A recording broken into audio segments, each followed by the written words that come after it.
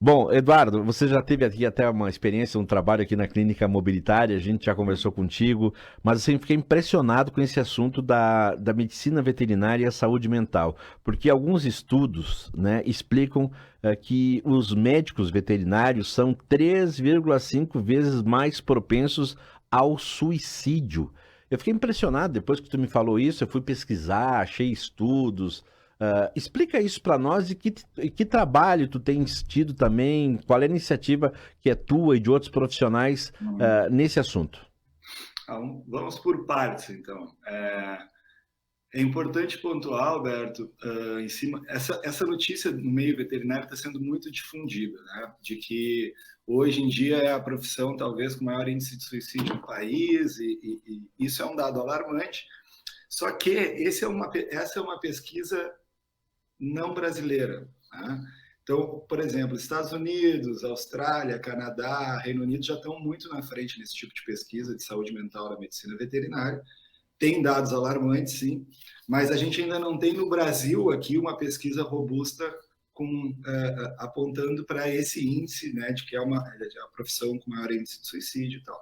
Então é importante a gente tranquilizar, a gente está através da ECOA, que é a Associação Nacional em Prol da Saúde Mental para o Médico Veterinário, a gente está tentando desmistificar um pouquinho, fazer um trabalho de formiguinha para tentar acalmar um pouco o pessoal, porque cada clínica que a gente conversa, cada evento que a gente participa, vem essa informação e o pessoal está muito preocupado com isso, né? Inclusive, a presidente da ECO, a Bianca, ela participou de um podcast num conselho estadual do CRMV, né? E a primeira pergunta foi essa, né? A preocupação do médico veterinário sobre essa taxa de suicídio. Pode não ser a maior, como algumas pesquisas apontam, mas há um índice preocupante, né? Há um número bem preocupante, é uma profissão que está com essa saúde mental em índices alarmantes. Assim. Então, a gente está tentando fazer esse trabalho através da própria ECO, né, que é essa associação nacional, dentro dos eventos, e também hoje a gente está tentando organizar, né, através de uma startup, um projeto para atendimento de psicoterapia, né, para médico veterinário, para estudantes, principalmente de medicina veterinária, que esse índice de adoecimento não é só a partir do momento onde o médico recebe a carteirinha e começa a atuar, né? Sim. Essa é uma construção que vem desde o início da faculdade, né? E eu fiquei pensando, porque assim, eu fiquei pensando nisso, quando até o Ney Stedley, lá da Mobilitária, que tu conhece Sim. muito bem, aquela malinha lá, né? Ele me sugeriu, tipo, o Eduardo tá fazendo um trabalho belíssimo, o assunto é bom, e se encaixou direto, e se encaixou um pouco no que eu e minha esposa vivemos nos últimos meses, com um pet, né? Com uma Sim. gata. A gente andou por várias clínicas veterinárias e a gente teve que tomar, junto com uma médica veterinária, a decisão de uma eutanásia, né? Sim. Da gata. Então, para mim, fiquei muito abalado, minha esposa ficou muito abalada, a nossa saúde mental ficou abalada, só que a gente não pensou na médica veterinária também, que tem que Sim. tomar essa decisão em conjunto, né? Sim. Elas também sofrem, parece, não, médico não sofre, não. Então eu fiquei Não. pensando nisso e pensei assim, poxa, de vez em quando sai uma médica veterinária sem a devida formação, já começa a atuar e tem que tomar decisões importantes como a eutanásia de um pet, por exemplo, né? Claro. Isso também afeta a saúde mental. Claro, porque, primeiro, né, Alberto, quase nenhum, ou a gente não conhece. Pode haver no país, aí são mais de 500 cursos de medicina veterinária no país hoje. O Brasil, sim, é o país com o maior número de cursos de medicina veterinária.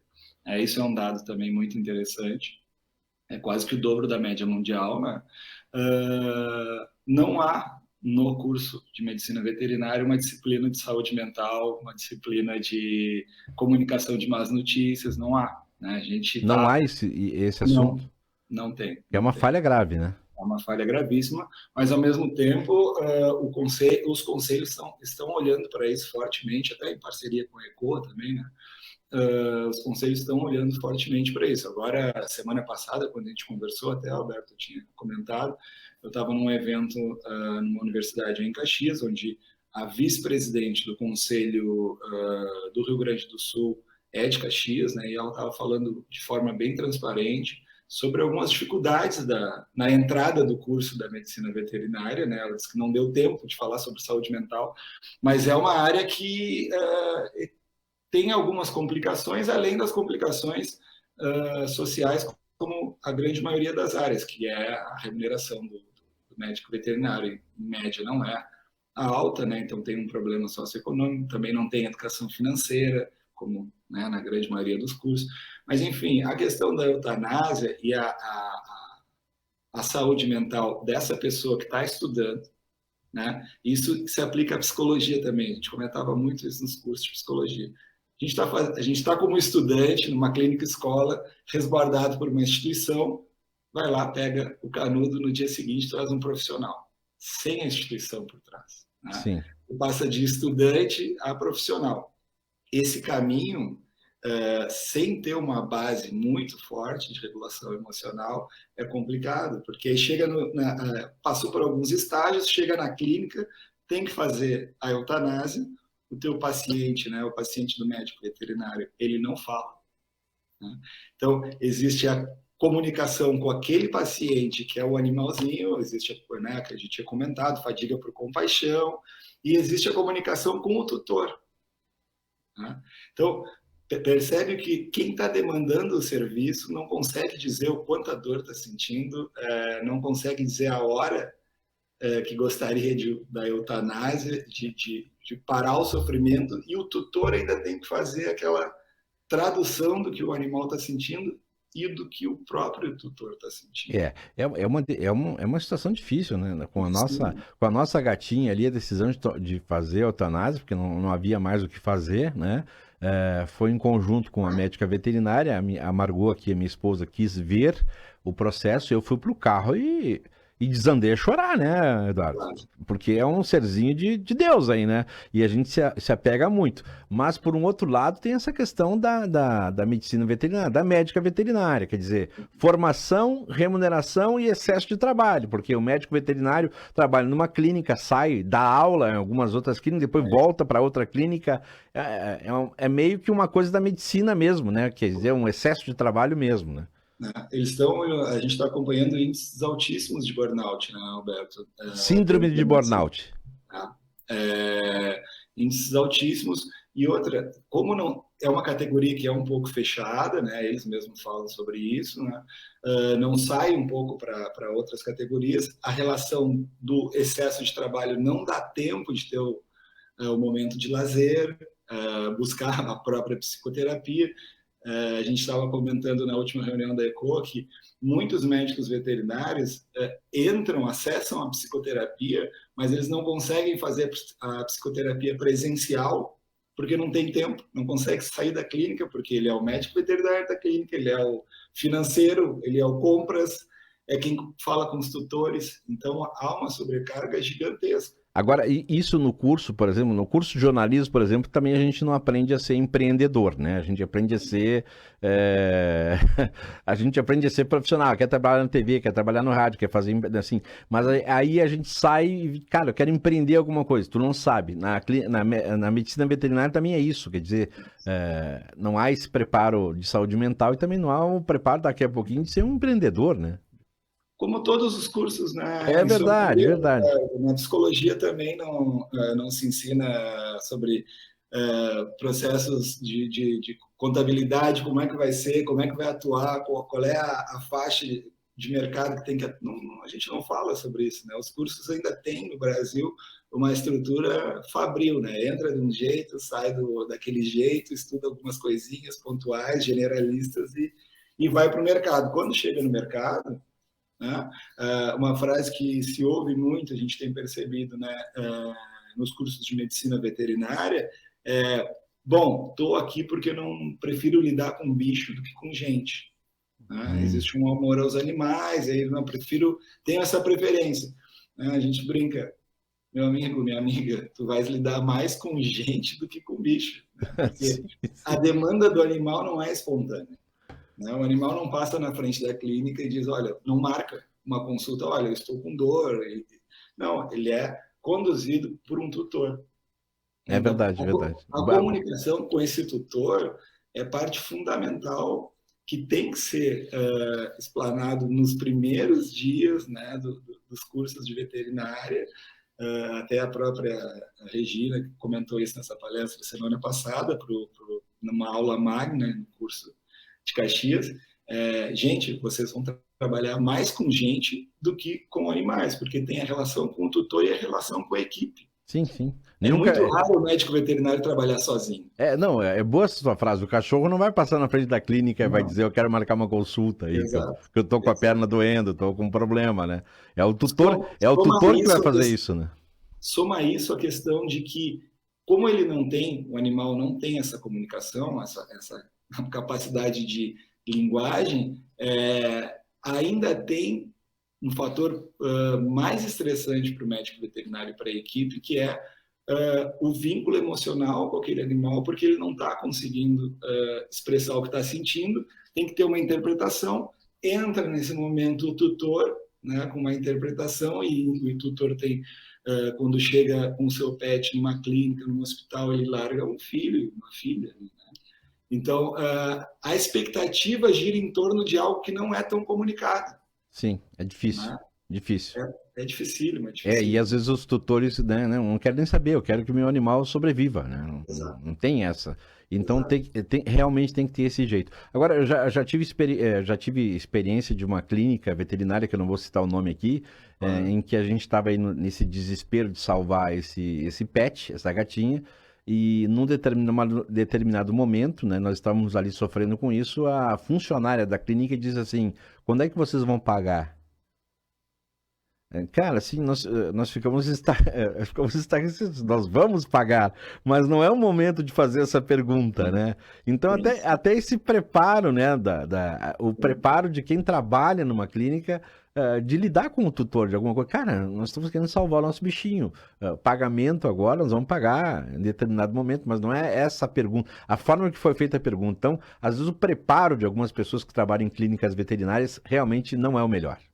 Claro. A gente está fazendo um esforço bem grande através da consultoria, onde hoje eu trabalho. Temos alguns clientes tentando trabalhar numa ideia multiprofissional com a própria equipe também, né? Porque, percebe, para essa pessoa que fez a cobrança, ela estava no momento administrativo, organizacional, funcional. Bom, eu preciso cobrar.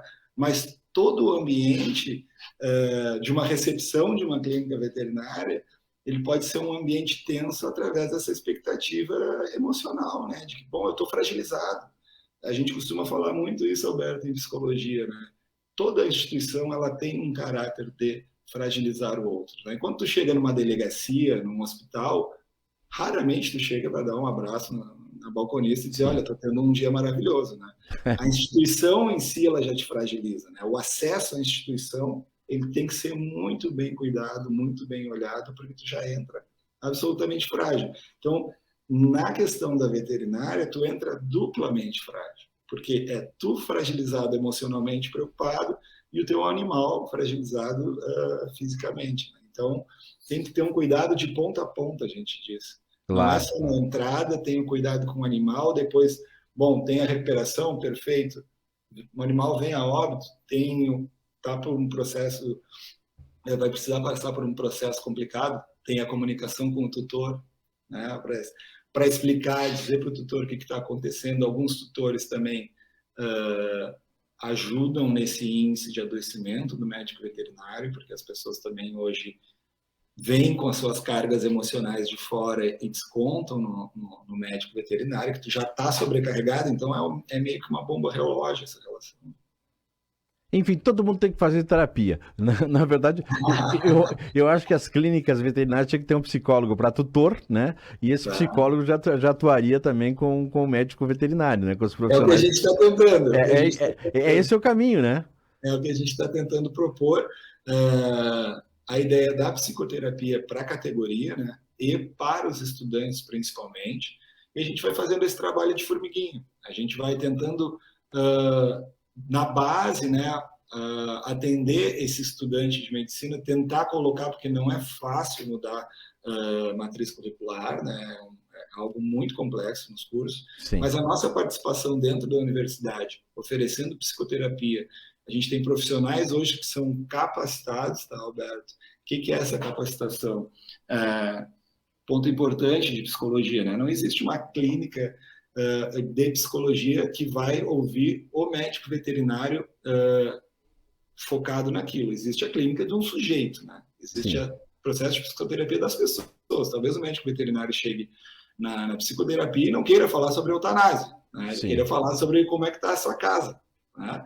Mas a gente está capacitando profissionais para saberem o que é fadiga por compaixão, eutanásia e algumas das realidades do médico veterinário. Muito bacana, muito bom esse assunto, excelente sugestão do Ney Stead, ele já mandou um recadinho aqui, excelente tema, parabéns Alberto e Eduardo, o Ney já mandou um recado aqui. E eu, quando perdi minha gata, fui na minha terapeuta na semana seguinte e só falei da gata, né? Azar. É isso. Tô pagando a terapeuta, ela vai ter que me ouvir. Falei da gatinha ali e tal. É isso. E até... É o teu momento e é o teu processo de luto. É o processo de luto e até chorei, né? Porque o auge dos terapeutas é quando o paciente chora, né? Daí pega o lenço. E o processo de luto, ele também não tem aquelas fases rígidas, né? Cada um tem o seu, isso é muito importante, né? Bom, Eduardo, parabéns pelo teu trabalho. A gente continua acompanhando, é uma iniciativa interessante. Eu fiquei assim impressionado realmente com os números. Não tinha tido esse toque assim. Foi bom que o Ney Stead tenha dado de olha, essa pauta é boa, esse profissional é bom. Tu tem pets, Eduardo? Tenho, tá aqui no meu pé, inclusive. É gato ou cachorro? Cachorro, é um pug bem idosinho aqui. Tá, então Então te libero agora para viver essa linda praia de Torres, o sol, levar teu pet passear. Bom domingo para ti, obrigado. E a gente vai trocando ideias sobre esse assunto que é muito importante, tá? Conta comigo.